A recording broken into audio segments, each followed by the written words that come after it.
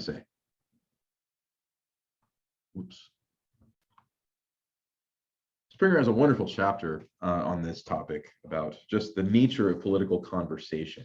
Leaving aside ideology, leaving aside the media and all that, which we'll get to, just what does it mean to engage in conversation? And what is it about us as political animals, as Aristotle said, that makes our communication unique? That we don't just, give grunts of pain or satisfaction. I like it, I don't like it. I mean, we say so much more than that about things. We talk about justice. We get angry. And it's not just angry because, someone stole our food or something like that, the animals would fight. We get angry about the way things ought to be. Our honor is slighted. Someone else is mistreated or done an injustice. Where does all this come from? Well, all of these are clear indications that we are political animals, the way that Aristotle said it back in the first chapter of the Politics that we looked at. Well, what is that communication? What is conversation in general? About politics or whatever. What are we doing in a conversation? Just think over every conversation you usually have, political or otherwise. Well, usually you're trying to explain a position, and I want you to understand me, right? I want you to understand what I'm saying. Even if I'm not entirely sure about what I'm saying, I'm explaining my position. And so, people usually talk a lot when they do this. And what's so revealing about the emotion of anger, it really is the most talkative passion. Anger is chatty. Anger has so much to say because it wants to explain, right? Other passions, you just kind of feel them. You say, I'm very, very sad over and over, and that's all you have to say. But I'm very, very scared or something. What does anger do, though? It elaborates. It gives all kinds of reasons why the anger is there and what's been done wrong, and I wouldn't do that to them, and back on and on and on. We do a lot of explaining, don't we? And no surprise, anger is a fundamentally political emotion. But calmer moments, we're trying to persuade. We're trying to change someone's mind.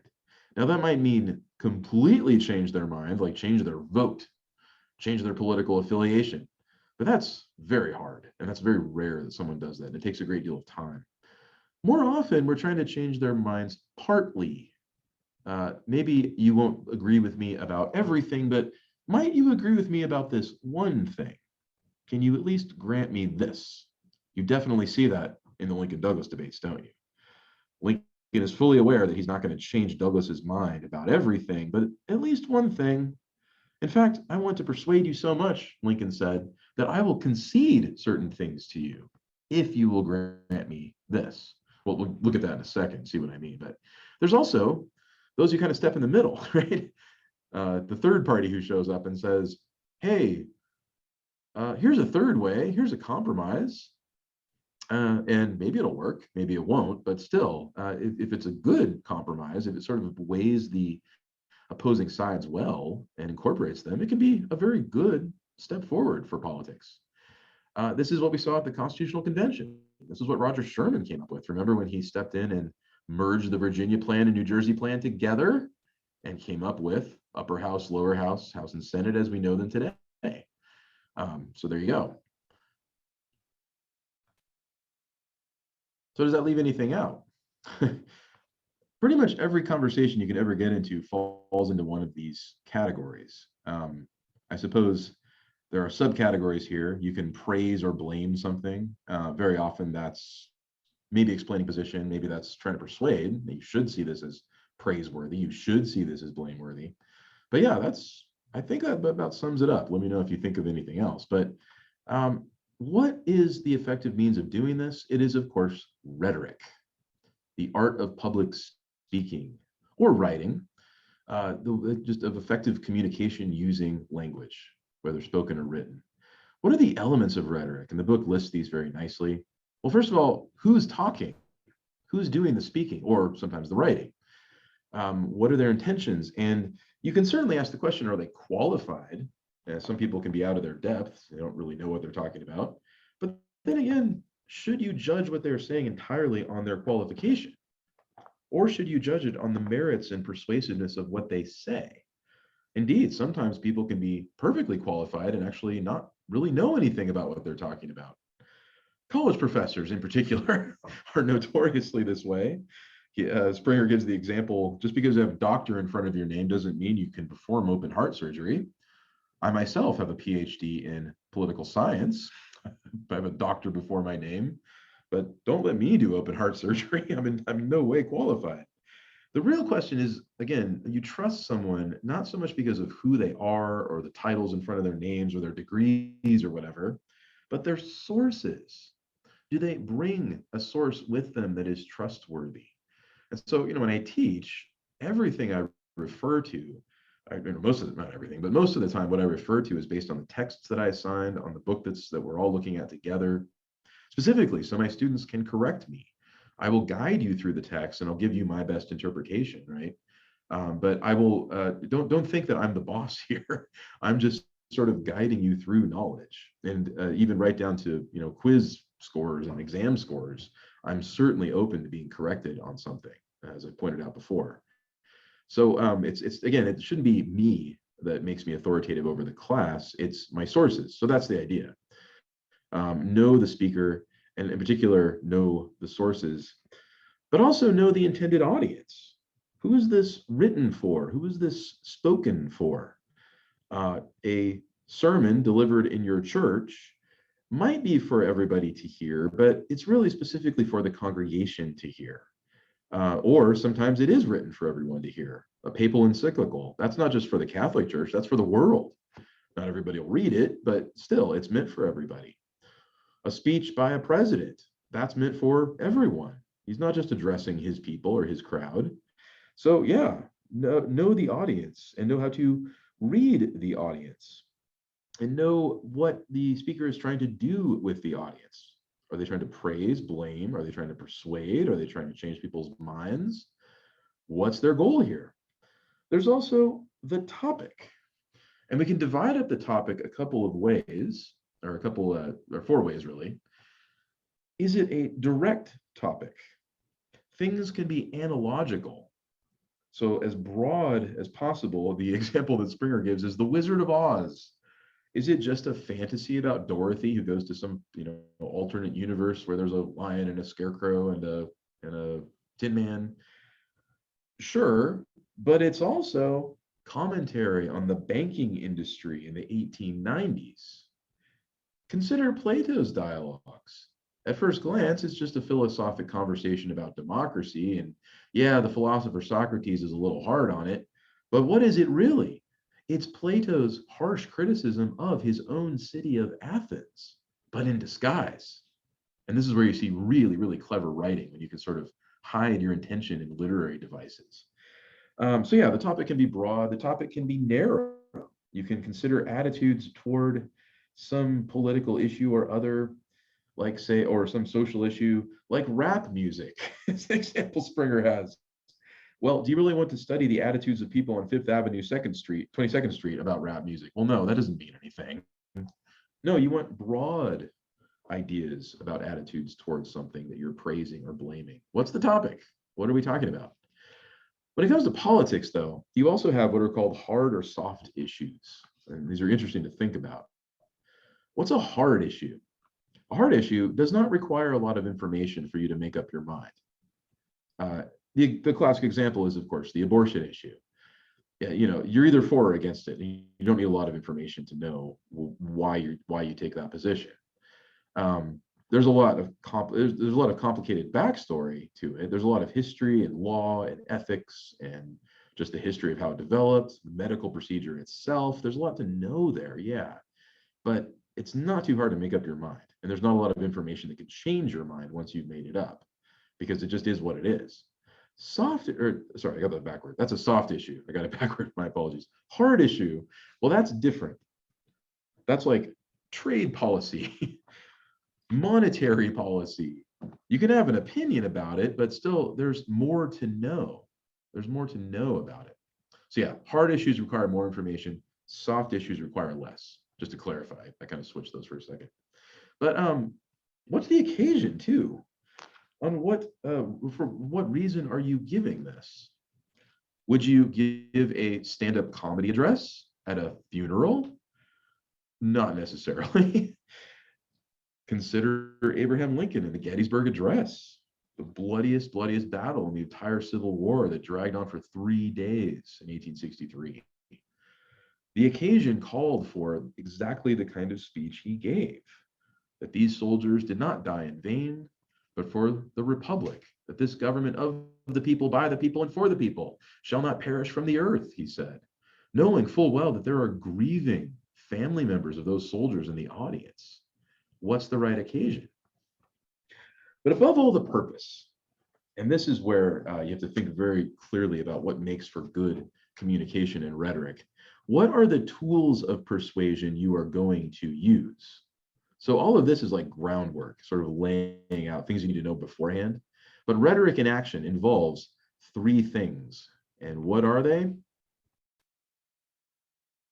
Ancient Greek words, pathos, ethos, and logos. Pathos is appeal to emotion. Oh, look at the suffering that this policy has caused. How could we do this to these people? Or conversely, look at the freedom and dignity they have discovered by the repeal of this awful policy. That's pathos, an appeal to emotion. Very often usually just stated as a fact, right? There's no conclusion to be drawn. There's just your heart's reaction to it. And kind of be suspicious of that, but at the same time, it's normal. I mean, we use it all the time to inspire you, to horrify you, to disgust you, right?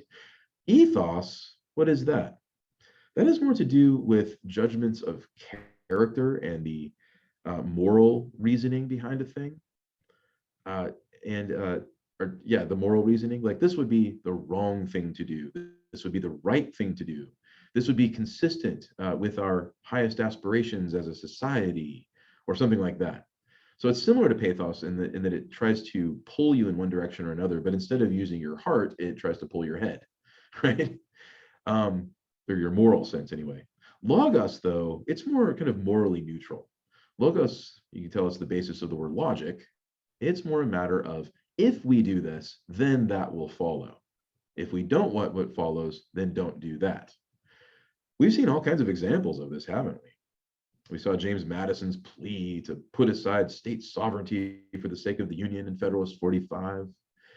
We saw the use of logos in Federalist 51 in the way that he says, it's neither this nor that to keep the powers of government separate. So you must have ambition counteract ambition.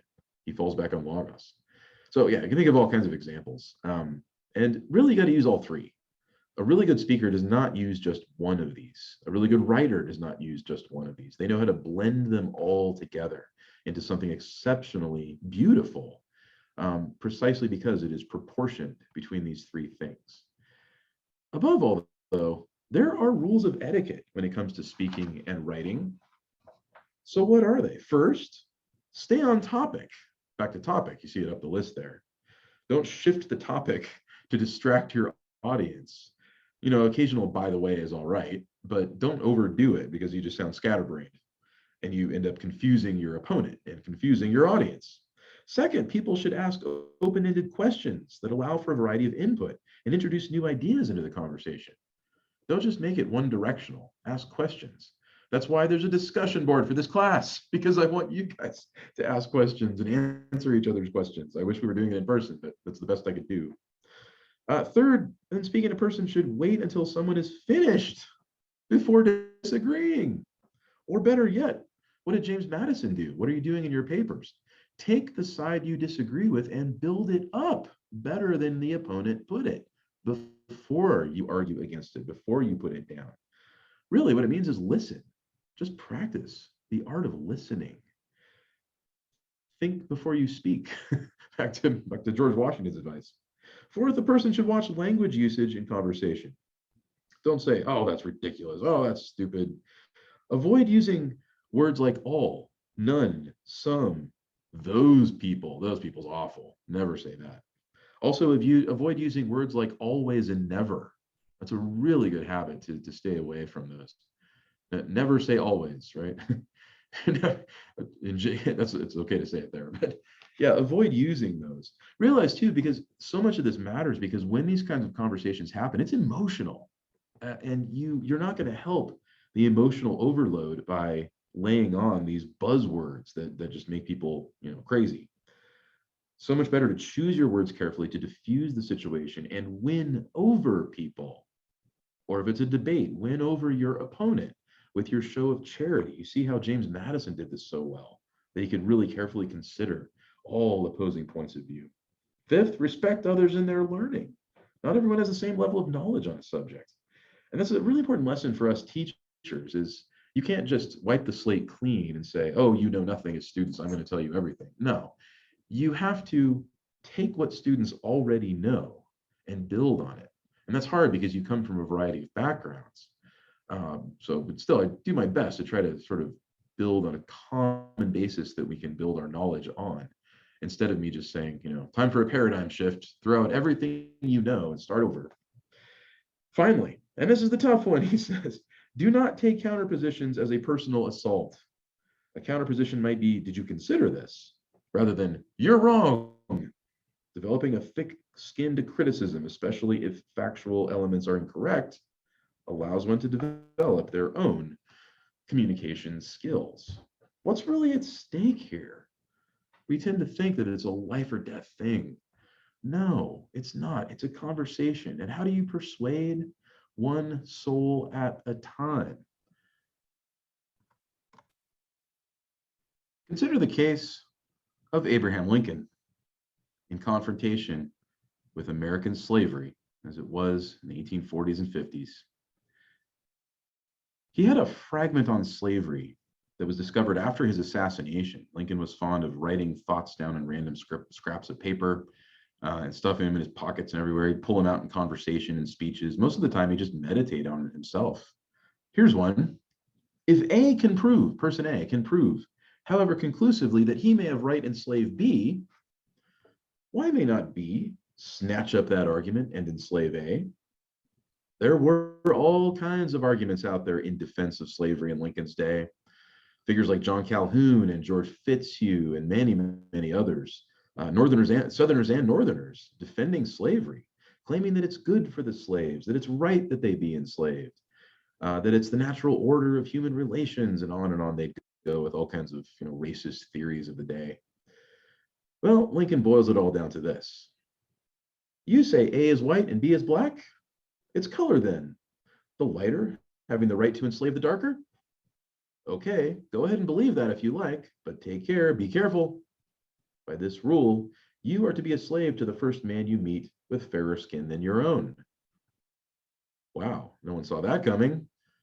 What reason can you give to disregard the humanity of someone else, which cannot be flipped around and used to disregard your humanity?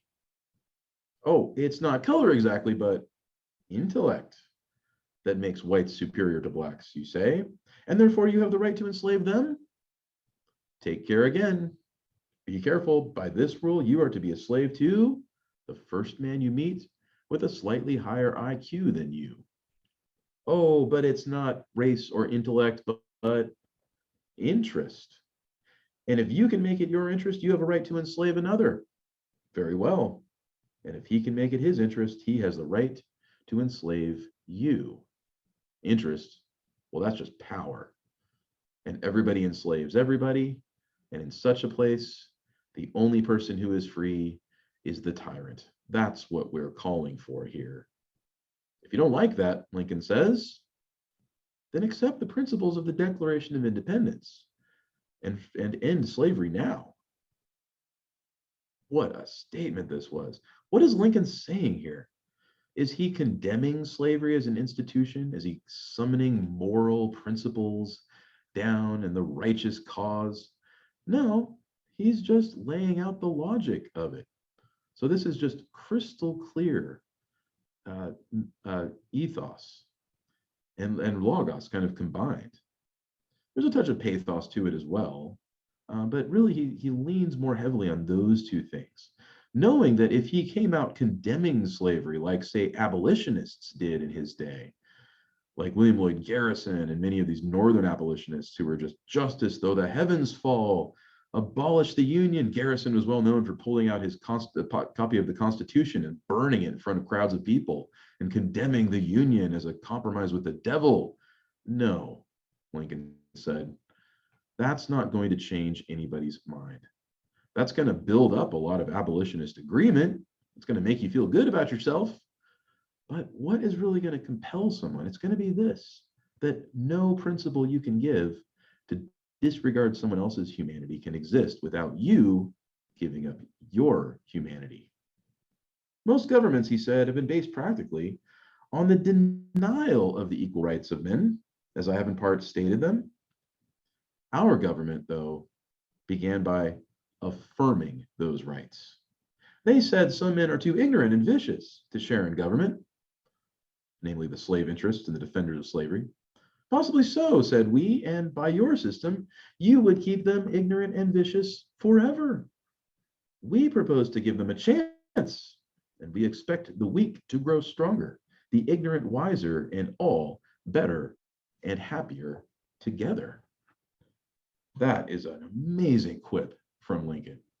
It really, really shows how moral reasoning is not just rooted in emotion. It was for the abolitionists. It wasn't for Lincoln. And Lincoln knew that this was going to be the only kind of argument that would persuade anyone.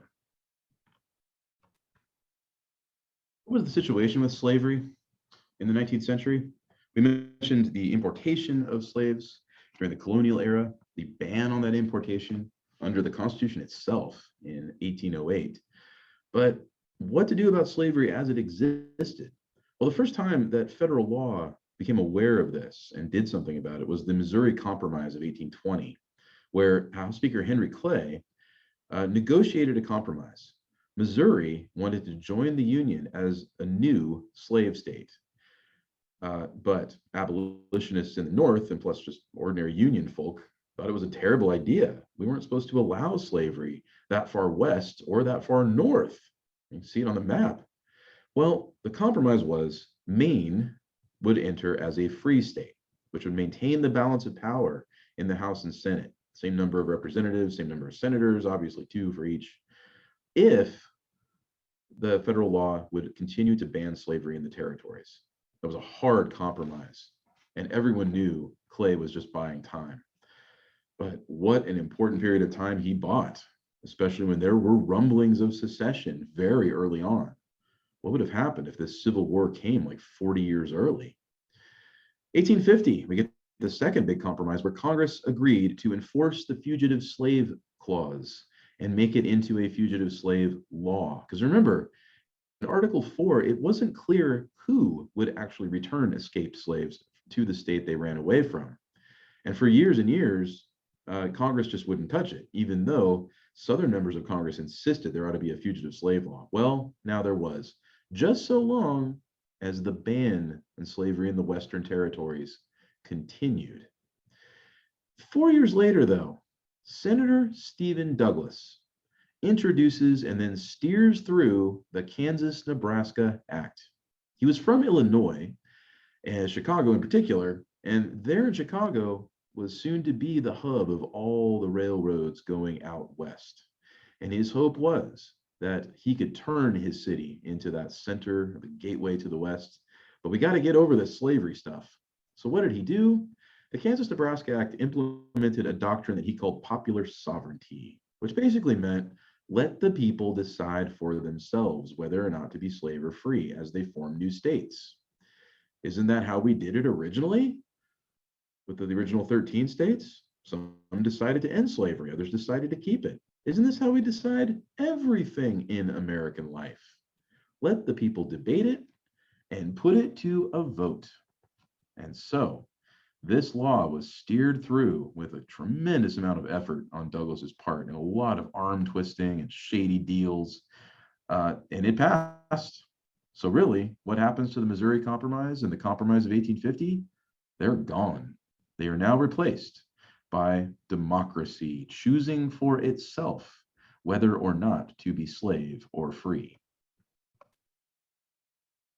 Soon after, Stephen Douglas's Senate seat was open, senators elected every 6 years, and he had a most unusual challenger. His good friend, they'd studied law together, Abraham Lincoln. They both gone on to serve in the Illinois State Assembly together, and they were old friends, and they talk about it in the debate. But Lincoln was now challenging Douglas for his Senate seat. In those days, you knew who was running for office for the first time or who was challenging an incumbent because they wore a white sports coat. So you see Douglas standing behind him. They were a funny looking pair. They were like a whole, Lincoln was a head taller than Douglas. Douglas had this loud, booming voice. He was just wonderful rhetoric, and he'd always choose his words very carefully and persuasively. Lincoln was tall and lanky and awkward, his hair always messy, and he had kind of a twangy Kentucky drawl that he never really lost. What an odd bunch, but what a debate this was. And it's a model of civil discourse that has never really been matched in all of American history. What did they say in this amazing debate? In the interest of time, I just wanted to set this up, but I will address the Lincoln Douglas debates next time around. I realize a little bit off schedule here. I'm gradually sort of eking it back on. I got thrown off that other day. So I will, begin with the Lincoln Douglas debates next time and consider it as a model of civic debate and healthy politics and meaningful conversation. If these guys could debate an issue as explosive as this and do it so well, maybe we should take it as a guide for our own understanding of political conversation. Then we'll look just briefly at the short chapter 4 on sources of information, and consider the media today and how it is we should approach the media, what we should trust, what we should not, and what our attitude should be toward the variety of media outlets out there. So next time, Lincoln Douglas debates and the media. See you then.